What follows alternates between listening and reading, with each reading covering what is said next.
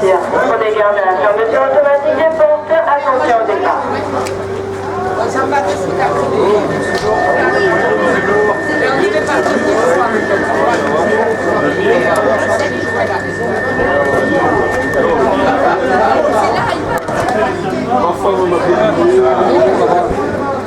Et où elle est allée on l'a perdu.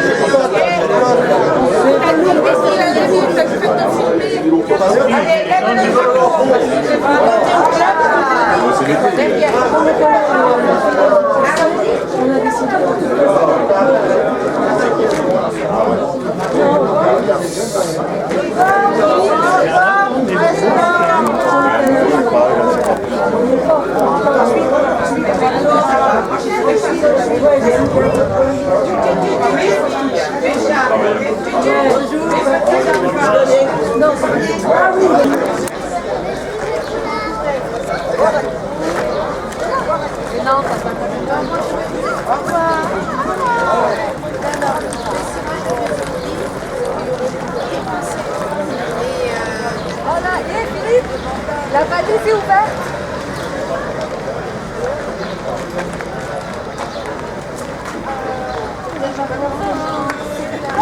Bien, nous avons été accueillis par monsieur le maire de Saint-Laurent qui n'a pas pu rester, il est obligé de partir. Il est Fred. Monsieur Fred Laure. Là, il est là, Fred.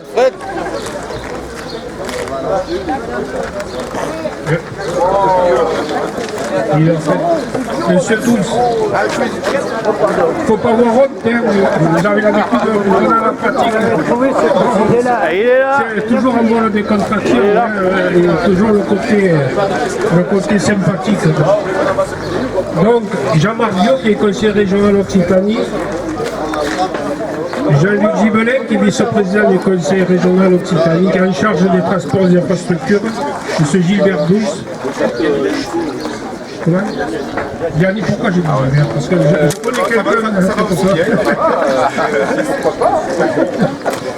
Donc, qui est en charge des mobilités de la communauté de communes. Bon, ensuite, il y a Fred, tout le monde le connaît, Michel Laurent, le Cantalou, du comité pluraliste, puis Jalogui.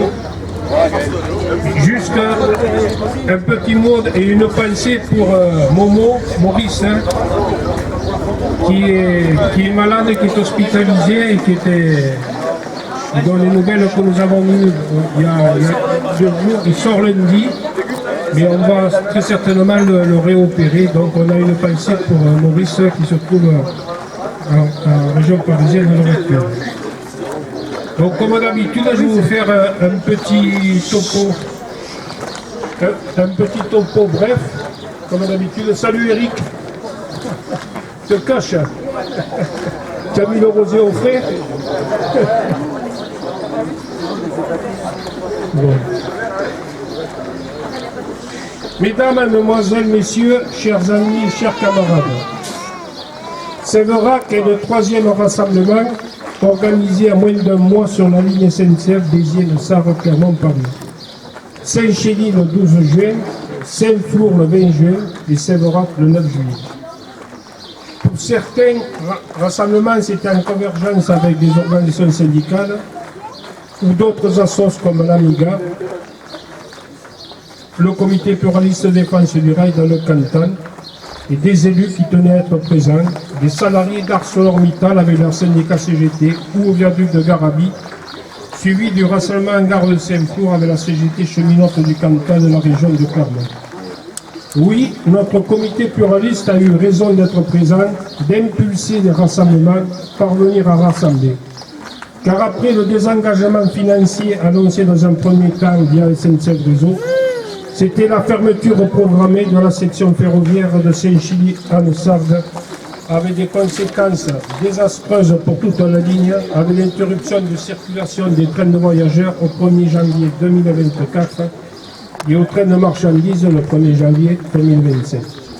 C'était la fin de l'Aubrac de Béziers à Paris, l'impossibilité d'avoir un retour des trains de nuit dans le Massif central, l'impossibilité également de relier par train les 2 régions, Auvergne-Rhône-Alpes avec l'Occitanie, la fin du transport pour Arcelor, donc la fermeture progressive, avec la mise au chômage des salariés d'ArcelorMittal à Saint-Chély, mais aussi de Fos-sur-Mer. Et je salue leur présence, merci Nico d'être toujours présent et actif. Sans compter la noria de camions, 65 de plus par jour dans les rues de Saint-Chély. Une hérésie au moment où l'on parle d'actions concrètes pour lutter contre les dérèglements climatiques et la pollution du CO2. Alors pourquoi avoir choisi Sévérac comme lieu de rassemblement majeur? Eh bien tout simplement parce que Sévérac illustre parfaitement ce que nous voulons d'éviter entre Saint-Chély et Neussargues, la fermeture de la ligne comme Rodez-Sévérac avec des arbres qui poussent au milieu de la voie. Sévérac est un épicentre du réseau ferroviaire dans le Massif central.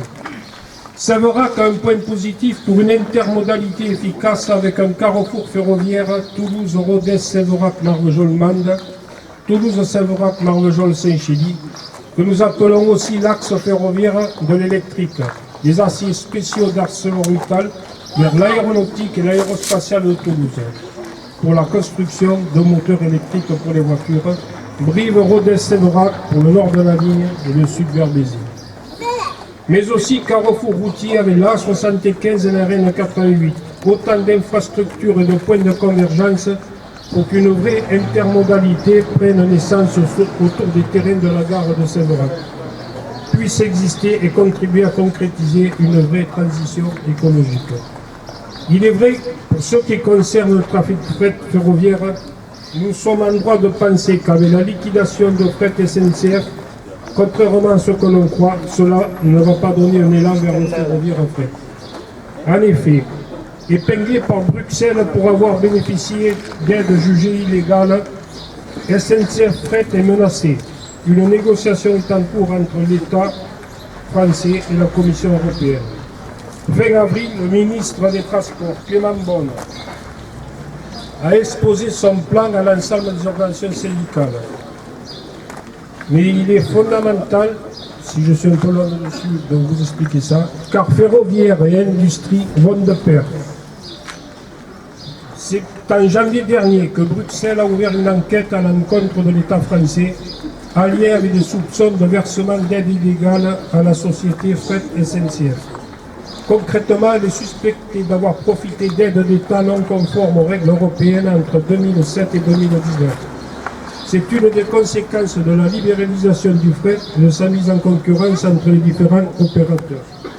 On peut déjà estimer les dégâts que cela se produit en France et en Europe, et au lieu de voir augmenter le fret ferroviaire, c'est surtout les marchandises par la route qui ont progressé. Aujourd'hui, c'est environ 90% pour la route et 10% tous les opérateurs réunis pour le ferroviaire. Une catastrophe écologique en France et en Europe. Pour la SNCF, elle aurait reçu comme maison mère 5,3 milliards d'euros de fret SNCF pour cacher entre guillemets sa dette. Aujourd'hui, la Direction générale de la concurrence européenne exige que cette dette de 5,3 milliards soit réattribuée et demander son remboursement. Or, Fret SNCF est incapable de rembourser et de fait se retrouverait automatiquement en faillite. Le gouvernement a préféré négocier un compromis qui dénomme un scénario de discontinuité. C'est quoi? C'est liquider Fret SNCF pour laisser place à une société plus réduite qui ne porterait pas sa dette. Cette nouvelle entreprise appelée provisoirement New Fret resterait intégrée au groupe ferroviaire, mais son capital pourrait s'ouvrir aux actionnaires minoritaires. New Fret devait être créé le 1er janvier 2025 et reprendre 70% du trafic. La nouvelle société devrait reprendre 90% des 5000 cheminots de Fret SNCF. À y regarder de près, on s'aperçoit dans la concomitance des dates du 1er janvier 2025 avec la suppression des trains de marchandises d'ArcelorMittal de Saint-Chély à Le Sable au 1er janvier 2025. Une deuxième entité s'occuperait, elle, de la maintenance des trains de New Fret et de ses concurrents. La Commission européenne rendra sa décision dans les semaines et mois qui arrivent, selon toute vraisemblance avant la fin de l'année. Fret SNCF, mise à l'amende au nom de la libre concurrence, est une affaire dont on se serait bien passé. Plombée par le piètre état de l'infrastructure, pour nous, interdiction de circulation des trains de marchandises de Béziers à Marvejols, puis, au 1er janvier 2025, pour Saint-Chili-le-Sargue, la traverse de la Lozère de Seine-Orandol à Saint-Chili, mais aussi une compétition frontale avec la route. On rappelle, le train transportait 2/3 des marchandises en 1950, 30% en 1985 et seulement 10% en 2006, avec 10,7%, soit un très léger rebond en 2021, où l'on voit que la libre concurrence et privatisation du réseau n'ont rien apporté de plus de significatif. Notre siècle est face à un défi majeur que représente la lutte contre le changement climatique. La question des mobilités est celle du transport de marchandises en particulier. À ce sujet, il faut sortir des déclarations d'intention. Le fret ferroviaire est à mettre au cœur de nos modes de vie et de notre économie. C'est une des alternatives au transport routier. Des résistances à notre pays s'organisent à partir du vécu local. Le gouvernement, comme l'ensemble des acteurs dans le domaine, doivent s'en donner les moyens. Si aujourd'hui 90% des marchandises sont transportées en camion et 10% en train, des moyens sont nécessaires pour que l'on passe à 20%. Des annonces sont faites pour un soutien à la filière de 4 milliards d'euros pour la période 2023-2032, dont 2 milliards seraient apportés par l'État sur les infrastructures. Annonce financière jugée très insuffisante pour un véritable doublement du fret ferroviaire par le rail. Les enjeux sont considérables. Une commission d'enquête parlementaire sur la libéralisation du fret ferroviaire et ses conséquences pour l'avenir a été décidée par l'Assemblée nationale le 27 juin. tout récent. C'est dire que rien n'est jamais perdu ou gagné d'avance. Avec ces éléments, avec les conséquences dues aux différentes réformes ferroviaires, le débat existe et reste ouvert. Pour notre part, à partir de situations locales vécues comme ArcelorMittal, mais pas uniquement, nos propositions et nos rassemblements s'inscrivent dans une toute autre logique, celle du service public marchandises et voyageurs, dans le cadre d'une SNCF unifiée et intégrée. Des pays comme l'Angleterre reviennent à un système ou une forme de système public. C'est-à-dire que nous faisons du service public marchandises en luttant pour la modernisation des lignes, des infrastructures, d'un retour à des services de proximité. C'est pourquoi il ne peut y avoir de doublement de fret ferroviaire dans notre pays sans la valorisation des infrastructures du réseau dit classique. L'État doit jouer tout son rôle, que ce soit pour la section de ligne Rodez-Séverac-Mende, pour Bézines-Sarre-Clermont, soit la ligne de l'Aubrac ou celle du Cévenois. En résumé, tout le système ferroviaire du Massif central. C'est pourquoi, chaque fois que l'on arrache une avancée sur la ligne, cela profite à l'ensemble. Séverac, c'est aussi les 2 V. V comme victoire probable avec le retour de l'État à la table des négociations financières pour valoriser et moderniser Saint-Chély-Sargues. V comme vigilance et action citoyenne pour Rodez-Séverac-Mende. V comme vigilance et action citoyenne pour que l'État respecte ses engagements pris et annoncés publiquement au rassemblement de Saint-Flour du 20 juin 2023. V comme vigilance et action citoyenne pour qu'un nouveau projet de loi portant réforme ferroviaire revienne dans le cadre d'un grand service public ferroviaire unifié intégré, tant pour les marchandises et voyageurs. Il n'y a jamais aucune fatalité à ce que les décisions ou événements prennent un sens contraire à l'histoire. Nous portons avec l'ensemble des acteurs l'avenir. Avec ces rassemblements en gare de Séverac, nous célébrons nos 28 ans d'existence. Depuis 1995, nous avons sans relâche, sans jamais se faire entraîner dans des terrains scabreux, mais toujours avec la même boussole, celle d'être en phase avec les cheminots, les usagers voyageurs ou marchandises, les populations et les organisations syndicales politiques républicaines, les élus et leurs implications dans leur collectivité territoriale, leur soutien avec l'émotion prise, les lettres, les interventions diverses.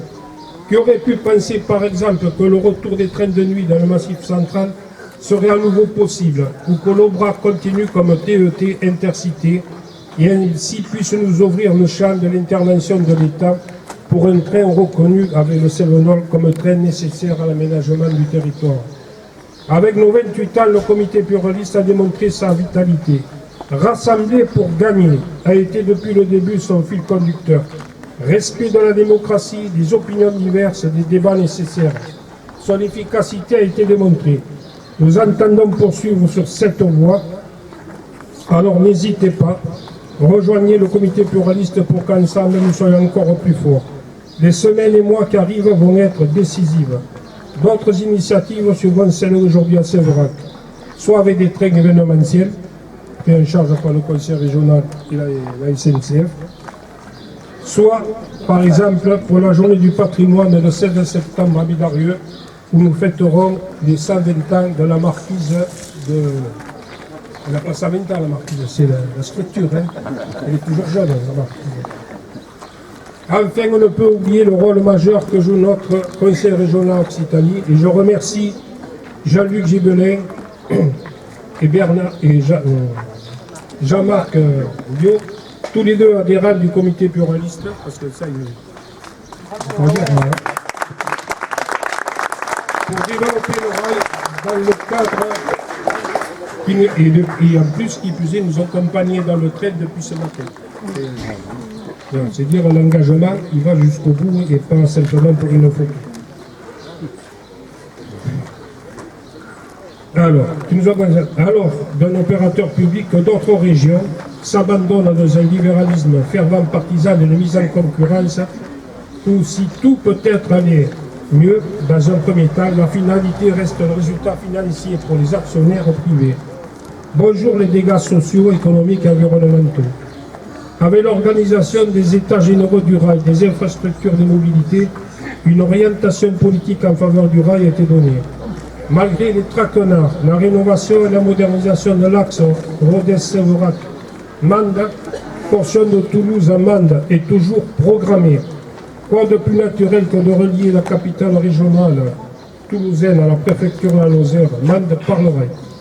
À nous d'agir avec intelligence et conviction pour faire accélérer les processus et enfin mettre un outil utile aux populations, aux territoires, aux relations humaines et sociales, à l'économie et à l'environnement.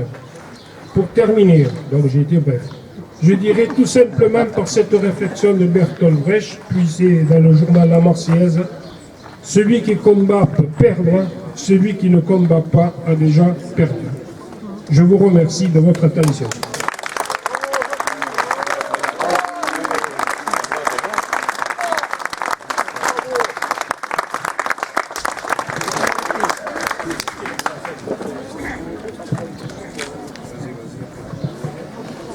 Bien, merci. Bonjour à tout le monde. Avec Jean-Marc, nous sommes évidemment ravis d'être avec vous. Comme Jackie vient de le dire, nous sommes tous les deux conseillers régionaux, mais nous avons aussi une autre particularité, c'est que nous sommes tous les deux conseillers régionaux communistes dans la majorité du conseil régional d'Occitanie. Et c'est évidemment pas un hasard si nous sommes dans ce cadre ici avec vous. C'est évidemment pas la première fois que je participe à une initiative du comité pluraliste. C'est important d'être là et d'être dans ces initiatives que le comité a lancées au moment où il y a eu l'alerte forte qui était réelle. Je veux y insister parce que nous avons passé une étape, je vais y revenir, c'est important. Mais il ne faut pas imaginer que c'était de la com ou que ça n'existait pas. Il y avait bel et bien un risque réel de suspension des circulations, comme Jackie l'a rappelé, au 1er janvier 2024 pour les voyageurs et au 1er janvier 2025 pour le fret. Nous avons passé cette étape parce qu'il y a eu beaucoup de mobilisations. Il y a eu une mobilisation du comité, il y a eu un certain nombre de mobilisations de collectivités, il y a eu de l'action qui a rendu impossible à ce que le ministère assume la suspension de circulation. Parce que je crois que c'est comme ça qu'il faut le dire. C'est que nous avons rendu impossible la possibilité de dire officiellement il va y avoir suspension des circulations. Où nous en sommes aujourd'hui? Nous en sommes aujourd'hui que la direction, le ministère a donné l'ordre aux directions SNCF Réseau de consulter les entreprises pour réaliser les travaux. Donc c'est en cours, le calendrier est tenu et donc aujourd'hui les directions, les deux, en particulier la direction régionale Auvergne-Rhône-Alpes, mais aussi un peu la direction SNCF Réseau Occitanie, ont consulté et vont avoir des entreprises qui vont réaliser les travaux. Comme c'est la troisième phase, globalement, les entreprises connaissent ce qu'il y a à faire, donc il n'y aura pas de difficulté, il y aura bien des entreprises qui vont répondre. Nous sommes dans une situation qui est un peu ubuesque et les élus qui sont là autour de nous et que je salue, et j'en profite pour saluer aussi le maire, Jackie l'a dit, qui nous a accueillis tout à l'heure, vont mesurer sans doute ce que je vais dire. L'État, le ministère, a demandé que la consultation d'entreprise soit faite, alors qu'aujourd'hui, le tour de table financier n'est pas terminé. Ce qui, au passage, est juste le contraire de ce qui nous impose dans la gestion quotidienne des collectivités, quand même, au passage. Hein. Donc, c'est aussi la preuve que celui qui donne les ordres et qui est aux manettes du contrôle de légalité, quand il s'agit de se l'appliquer à lui-même, il est capable de se donner des exceptions. Donc l'État, le ministère s'est engagé sur sa part. Il veut continuer à faire la pression sur les régions, mais en même temps, il va commander les entreprises pour faire le travail. Donc là, nous allons nous trouver dans une situation qui va commencer à être original. Les entreprises vont être sélectionnées, elles vont faire des travaux et l'État va dire mais j'ai pas assez de quoi payer. Donc là, on va évidemment, ça se réglera par le fait que l'État payera, parce qu'il ne peut pas commander les travaux et ne pas payer. Mais c'est aussi ce que nous avons réussi en imposant le fait que l'État ne puisse pas dire qu'il y avait la suspension des circulations. C'est pour ça que je me permets d'y revenir, parce que je crois qu'il faut vraiment le partager et mesurer ce que ça veut dire. Après, bien sûr, il reste toute la suite sur la ligne Aubrac, et c'est un niveau important, et c'est pour cette raison que nous insistons sur le fait qu'il faut que la ligne Aubrac soit dans une prise en charge par l'État supérieure à ce qu'il a prévu. Pour ce qui nous concerne sur l'Occitanie, ce qui reste sur la ligne Aubrac, c'est globalement considéré à 300 millions d'euros sur l'ensemble de ce qui reste à faire. Donc pour les 10 à 15 ans qui viennent, donc évidemment sur la durée. Et c'est donc bien pour ça que nous insistons pour que les 3 lignes du Massif central, parce que nous continuons de penser qu'il y en a 3, il y a bien l'Aubrac, il y a le Cévenol et il y a la barre du H, parce que nous continuons de la mettre à l'intérieur, même si l'État veut moins le faire.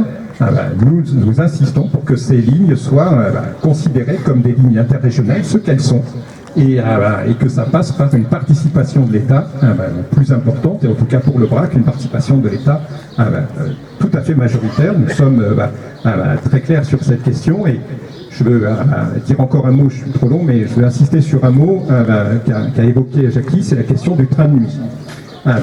Cette ligne, et la raison pour laquelle nous insistons pour qu'elle soit bien prise en charge par l'État, c'est d'abord parce que le ministère a reconduit la convention TET jusqu'en 2032, donc il a pris l'engagement de faire circuler un train jusqu'en 2032, il faut qu'il ait l'infrastructure pour le faire circuler. Le ministère est aussi l'autorité organisatrice pour le fret, et il y a besoin de faire circuler le fret jusqu'à Saint-Chély, parce qu'il faut qu'il y ait le site de Saint-Chély, Arcelor à Saint-Chély, c'est indispensable pour l'économie de la Lozère et c'est indispensable pour l'ensemble du groupe Arcelor. Donc il faut que la ligne continue jusqu'à Saint-Chély. Et puis nous continuons de réaffirmer qu'il y a une urgence à mettre un train de nuit, Paris-Clermont, et après un tribranche, Clermont-Aurillac, Clermont-Millau et Clermont-Alès, qui permettent d'irriguer le Massif central et qui permettent de corriger. Quand vous regardez la carte que présente le ministère actuellement, bien la carte elle est magnifique avec au milieu un trou. C'est le Massif central et notre proposition elle permet de combler ce trou et donc d'avoir une répartition sur l'ensemble du Massif central. Ce n'est pas ce qui est annoncé par le ministère avec le fait d'aller à Aurillac maintenant, mais par le côté ouest qui réglera la question. Nous proposons au contraire d'avoir un train qui irrigue sur l'ensemble. Donc tous ces éléments imposent que l'État revoie sa position. Il faut que le ministère participe au financement de la ligne Aubrac. C'est la raison de notre maintien de notre mobilisation et c'est la raison évidemment de la participation à toutes les initiatives et à celles qui viendront dans les mois qui viennent.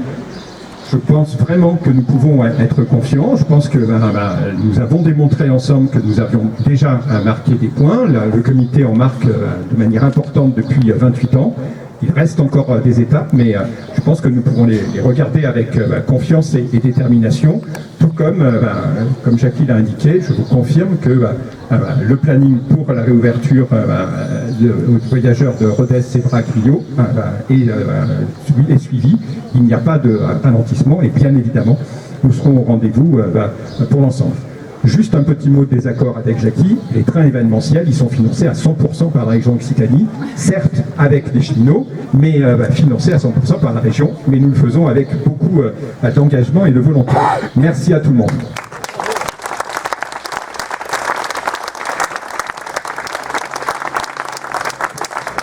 Oui, quelques mots rapides. Bonjour à toutes et à tous. Je suis très heureux d'être avec vous, donc avec le comité pluraliste, avec Jean-Luc et avec les élus locaux. Aujourd'hui, je suis aussi ravi d'être là à plusieurs titres. Bon, le premier, bien entendu, c'est maintenant le conseil régional. Le second, c'est que je suis cheminot à Béziers, comme certains de mes camarades, je vois Eric et Fred pour Millau, et ensuite comme militant politique sur cette question essentielle du fer et du rail dans notre pays. Adhérent aussi du comité pluraliste depuis mon arrivée à Béziers en 98, où j'étais accueilli par Jackie déjà en poste à cette époque. Et donc voilà, particulièrement fier d'être avec vous aujourd'hui. Je crois que nous devons avoir confiance en nous, parce que nous avons tous les éléments pour gagner. Aujourd'hui, nous sommes bien placés, et Jean-Luc encore plus que moi, bien placés pour le savoir, tout le monde veut du train aujourd'hui. Notre politique de volume qu'on conduit à la région, qui est couplée à et la question tarifaire, elle montre ses fruits aujourd'hui. Les pourcentages d'augmentation sont impressionnants, mais au-delà de nos espérances, et nous allons rapidement arriver à 100 000 voyageurs. Bien entendu, il n'y a pas que l'artère littorale et la question toulousaine qui est posée, il y a aussi la question de notre ligne. Et les luttes que nous avons menées par le passé, elles ont conduit que la ligne, elle est encore là. Alors malheureusement, ce n'est pas la partie Sèvres-Rodez qui nous coupe notre arrivée sur le bassin toulousain, mais nous ne les espérons pas et les choses sont bien parties pour qu'on la réouvre. Et donc je crois que ces éléments-là, ils sont là. Aujourd'hui, nous avons des atouts sur la question de la ligne, des atouts qui sont d'origine nationale. C'est pour ça qu'il faut réaffirmer la responsabilité de l'État, parce que nous avons la question du fret. Aujourd'hui, il y en a marre des camions sur la route. Aujourd'hui, on arrive effectivement au fait que les gens ils nous disent ça suffit aujourd'hui. Il y a évidemment l'usine ArcelorMittal qui est d'une importance capitale pour nous, pour la ligne et pour les salariés bien entendu qui y travaillent, mais il y a aussi d'autres choses à transporter sur cette ligne. Et il faut qu'on le porte. Il faut qu'on porte, mais là je ne redis pas ce qu'a dit Jean-Luc sur le quadritranche à partir de Clermont, sur un axe Paris-Clermont-Millau, Rodez et Alès, dossier que nous avons porté à la CGT avec Jackie et aussi nos camarades de Millau à l'époque, et qui prend tout son sens aujourd'hui. Et donc il nous faut y aller. Et bien entendu le train de nuit qui pouvait apparaître comme passéiste il y a quelque temps, mais aujourd'hui tout le monde en veut dans toutes les destinations, y compris celles qui sont desservies par le TGV. Alors voilà, nous avons tous les éléments. La mobilisation, la preuve, c'est aujourd'hui, et les dernières initiatives qui ont été prises, et je n'ai pas pu m'y rendre, j'avais un peu les boules, je dois le dire, mais il y en aura d'autres, et il faut qu'on les fixe ensemble, qu'elles soient syndicales, qu'elles soient pluralistes, qu'elles soient, voilà, les usagers, il faut qu'ils se réemparent des sujets comme celle du rail aujourd'hui, et je pense qu'on va gagner si on y est aujourd'hui, et on y sera demain aussi. Merci.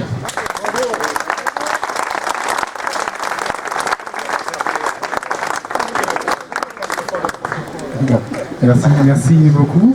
Je suis vraiment ravi qu'il y ait toujours autant de monde pour ces événements. Moi, je viens un petit peu en voisin, puisque je suis vice-président de la communauté des communes Millau-Grand-Cos. Mais comme aussi à la région, ils le disent bien, il n'y a pas de frontière pour le train, que ce soit régional, départemental ou entre communautés des communes. Donc moi je soutiens totalement ce qui pourrait se faire sur Sèvres, comme vous l'avez annoncé. C'est vrai que c'est un nœud, évidemment, et qu'il est important de le soutenir. Donc on sera toujours à vos côtés pour soutenir vos actions. Et il faut bien évidemment que l'État ne s'imagine pas qu'il peut mettre un seul coin dans une faiblesse qu'il pourrait y avoir dans la défense du train. Nous défendrons le train coûte que coûte. Merci. On va passer le micro à Michel pour le canton. Cette année, c'est les 120 ans donc, de la marquise de Bédarieux, c'est-à-dire que sur la ligne, on aura le viaduc de Garabi et la marquise de Bédarieux, donc deux symboles forts. Mais surtout, c'est pour ça que je prends la parole, c'est que l'année suivante, en 2024, c'est les 150 ans de l'ouverture de la ligne du Bousquet d'Or à Millau. Et je crois qu'on a intérêt peut-être à faire quelque chose d'assez important avec la ville de Millau par rapport à cette ouverture. Alors on se reverra pour mettre ça en format. D'autant plus que si on peut avoir un train événementiel. La demande est publique. Mais mais avec Jean-Luc, il n'y a pas de problème. Par la région, tu as raison.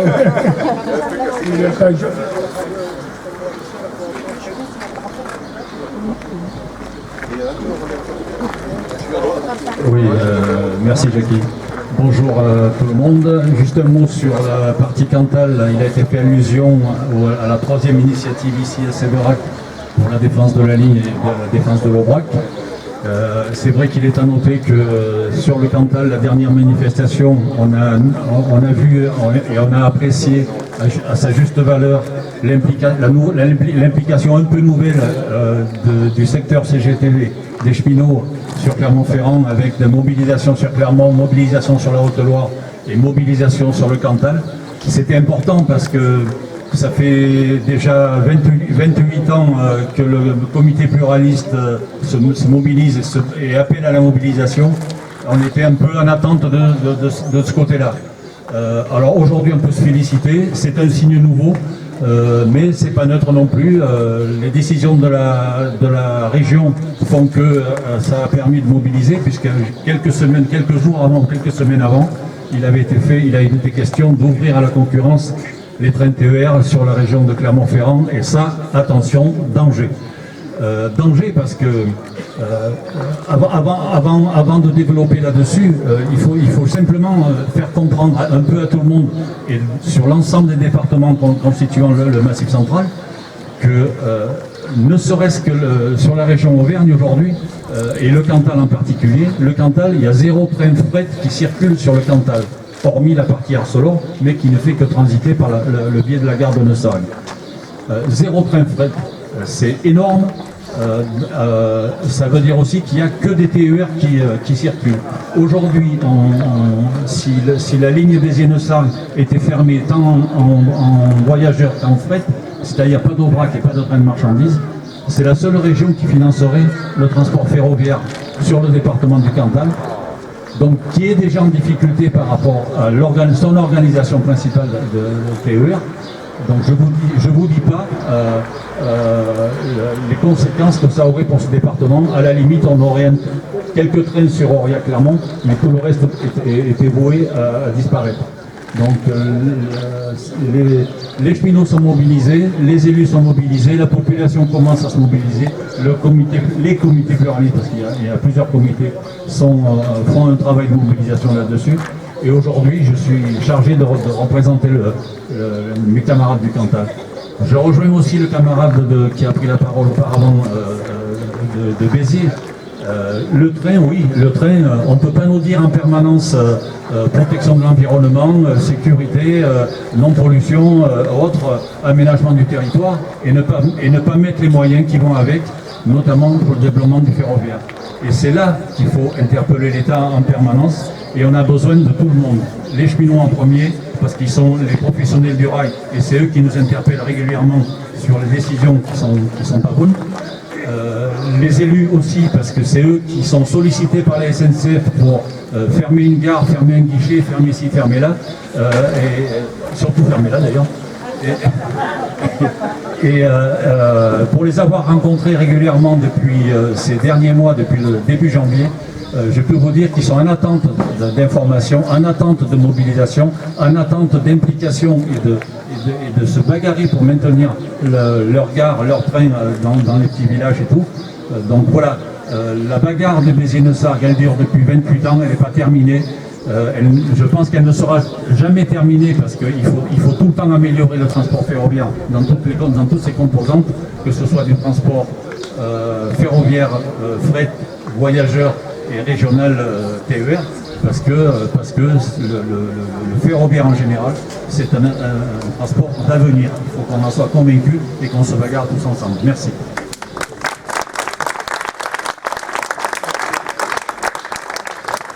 Bonjour à tous, moi c'est Nicolas, de la CGT ArcelorMittal Saint-Chély. Donc un mot bref parce que mes camarades précédemment ont fait le tour de la question et vous connaissez bien les enjeux. Mais ce qu'il faut se rappeler, donc le premier enjeu c'est qu'il est économique parce que derrière ça serait la fermeture d'une usine comme celle d'Arcelor où on est quand même les pionniers et les numéros 1 européens de la construction d'acier pour moteur de voiture électrique. Donc à un moment donné, s'il y a une direction vers ces produits de voiture, c'est nous qui sommes leaders. Et clairement, la direction du groupe, donc Flat Carbon Europe, a clairement dit que derrière, si on n'avait plus de ligne de train, c'était fermeture de Saint-Chély, une partie de Fosse et le projet de Dunkerque. Donc c'est des milliers d'emplois, des retombées économiques pour les régions, les 3 régions où se trouvent les pôles économiques d'ArcelorMittal désastreux. Donc ça, c'est le point de vue économique, à la fois social et maintenant environnemental, bien sûr, parce que de voir tous ces camions, comme tu disais Jackie, 90% du transport fret par camion, c'est une aberration totale. Alors, bien sûr, on a aussi des collègues qui travaillent chez Renault Trucks, j'étais avec eux cette semaine à la Fédération de la métallurgie à Paris. Et on a travaillé sur des projets, et j'ai mis en avant le ferroutage. Parce que d'ailleurs, le ferroutage, ce serait aussi une solution d'avenir pour nos lignes, pour l'économie de notre pays. Parce que d'ailleurs, on conserverait des emplois dans la construction de camions. On les mettrait sur des trains à partir des usines où ils ont chargé, et après, on les monter sur des trains. Donc ça, c'est une orientation probable qu'il faudrait qu'on y réfléchisse tous ensemble. Parce que de toute façon, on est tous ici convaincus que l'avenir, c'est le rail. L'avenir, c'est l'écologie pour le futur et l'économie pour nos emplois. Donc tout est lié. Et il ne faut pas oublier aussi que tous les maux qu'on a dans notre pays, que ce soit les fermetures de services publics, aussi bien les SNCF qu'au public général, ça peut être dans la police, ça peut être dans les hôpitaux et les écoles, et tout ça c'est lié à des décisions politiques qui bien souvent n'ont pas de sens. Et d'être tous ensemble mobilisés dans cette réflexion-là, ça redonne du sens aux choses et du sens pour notre avenir. Voilà, donc je vous remercie d'être là. Comme disait mon camarade Olivier, on est très fiers d'être tous ensemble et tous unis et avec vous. Et si on y croit, comme tout projet, si on y croit, eh bien, on ira au bout. Et je pense qu'ici, on est tous là pour y croire et aller au bout. Donc merci d'être là et on va passer un moment ensemble. Je passe la parole à mon camarade. Bon, tout à fait. C'était dans les points positifs de la ligne, il y a des choses qui ont quand même été oubliées. C'est le TER à 1 euro de Béziers à Saint-Chély qui est toujours en place et que voilà, ça c'est quelque chose qui est très important et que c'est tous les jours pour tout le monde, à tout moment, c'est pas contingenté, contrairement à des fois ce qui est diffusé malheureusement par notre direction. Donc ça, c'est quelque chose qui a généré une énorme attractivité sur la ligne. On est à plus de 60 000 voyages l'année dernière, dans des conditions où vous savez que la ligne elle est ouverte que 10 mois sur 12 par an maintenant, puisqu'il y a des travaux, et c'est sur plus 10 mois que 12 mois. Une autre avancée, c'est le report des travaux, parce qu'on voit les premiers résultats, la ligne a réouvert le 25 juin, et la fréquentation semble fortement augmenter.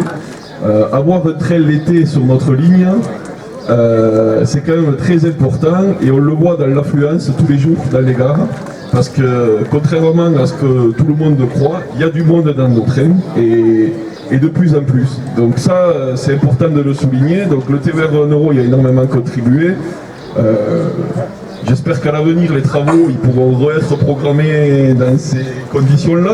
J'envoie un message. C'est pas vers nous qu'il faut se tourner. Je sais bien. C'est à l'intérieur de ton entreprise qu'il faut. On s'y tourne. Ne t'inquiète pas. Nous, on est pour que ce soit aux dates que l'on propose. Voilà. Donc ce schéma, je pense qu'il a été très bien et qu'il faut continuer comme ça à l'avenir. Même si, pour moi, à l'avenir, les fermetures doivent être plus longues, pour des travaux plus gros, et avoir une ligne toute neuve à la réouverture. Donc ça c'est quand même quelque chose qui est très important. Donc voilà ce qu'il y a aujourd'hui, on a toutes ces choses-là, et comme il a été dit tout à l'heure, tout le monde veut du train. Et chez nous on aime aussi parce qu'on a des trains à 1 euro, mais beaucoup de gens ici trouvent qu'il n'y en a pas assez. On a fait des propositions en ce sens, on en fera d'autres bien sûr, mais voilà, avoir plus de trains quand on a que un aller-retour TER au nord de Millau, 3 entre Millau et Béziers, c'est quelque chose qui nous comme un sens. Il y a, j'entends ce qui a été dit aussi sur Béziers-Saint-Chély, donc où l'État va être obligé de jouer son rôle, c'est ce que j'ai bien compris. Donc ça sous-entend que si l'État joue bien son rôle, il va falloir que la région Auvergne-Rhône-Alpes joue aussi le sien, et en complément avec la vôtre, qu'on puisse enfin avoir des TER, pourquoi pas interrégionaux, financés par les 2 régions. On va revenir sur notre célèbre train des neiges de Millau-Lioran, mais surtout sur les trains études, parce que voilà, comme je suis élu aussi sur Millau, déjà ils sont venus me voir et me disent j'ai mon fils, il va étudier à Aurillac. section rugby, comment on fait pour y aller? Eh ben, j'ai dit, écoute, bon, il faut qu'il parte le dimanche à 11h et il rentrera le samedi à 17h35. Et il aura un super week-end sur Millau. Et donc, on a le même problème, c'est qu'il y a de plus en plus de jeunes qui vont étudier sur Clermont-Ferrand. Et qui fait que, ben, voilà, il n'y a pas de solution de transport, il n'y a même pas de car, il n'y a rien. Donc, rouler à Clermont-Ferrand de Millau, c'est impossible. Donc là, bien sûr, il faut que la région Auvergne joue son rôle aussi de ce côté-là, parce que voilà, on est un peu orphelin de liaison vers ces liaisons-là. Et des jeunes qui prennent le train pour aller à l'école, c'est des jeunes qui le prendront dans le futur. Et donc, c'est quand même très important. Sur le fret, donc on a Arcelor qui est bien aussi, mais il y a plein d'entreprises publiques, de collectivités qui pourraient aussi faire du fret. Jusqu'à il n'y a pas si longtemps, il y avait un TGV de la Poste. Bon, ben, le TGV, il a été vendu, il a été ferraillé, et aujourd'hui c'est un avion qui transporte le courrier. Voilà, niveau empreinte carbone, c'est pas trop ça. À l'époque, il y a 30 ans, il y avait les trains voyageurs et la dernière voiture, c'était le wagon de la Poste où on triait le courrier et qui amenait le courrier dans toutes les gares. Voilà, aujourd'hui, sur le courrier, ben voilà, c'est exclusivement de l'avion et de la route qui amène le courrier chez vous. Il y a d'autres pistes, les déchets. Voilà. Les déchets, ça fait partie des SIDOM, des collectivités publiques. Et certains départements en France ont commencé à faire le choix de transporter les déchets par rail. Parce que voilà, nous, sur notre secteur, bon, il y a quand même une grogne citoyenne qui est importante. Il risque de se faire un incinérateur, je crois, c'est sur Viviers. Donc, une des grandes crispations des riverains, parce que bon, c'est vrai que personne n'aime avoir un incinérateur aujourd'hui dans tout chez lui, mais c'est le passage des camions. Or, à Viviers, il y a une voie ferrée. L'Aveyron est irrigué, malgré le fait qu'on soit encore coupé entre Séverac et Rodez, et c'est là aussi ça prendrait tout son sens, c'est que Viviers-Millau, ça serait bien utile Séverac-Rodez. Donc il y a plein de possibilités comme ça, où voilà, les collectivités publiques, tout ça, ont aussi leur rôle à jouer dans le fret ferroviaire, parce que on le voit aujourd'hui, un rééquilibrage est nécessaire. Voilà. Entre Séverac et Rodez, vous avez deux bouts de ferraille qui se baladent dans la nature où il n'y a plus un train qui y passe, et à côté de ça, il y a une route où il y a trop de monde et il faut la doubler parce qu'il y a trop de monde. Donc voilà.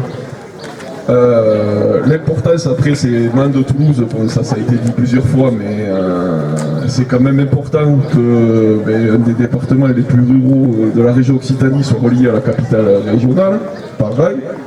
Donc j'entends que le calendrier est maintenu, donc on est dispo pour commencer à parler de l'offre de transport future entre Mende et Toulouse. Voilà. J'ai assez dit, je pense que j'étais bref comme Jackie et... Il m'a battu, on peut l'applaudir.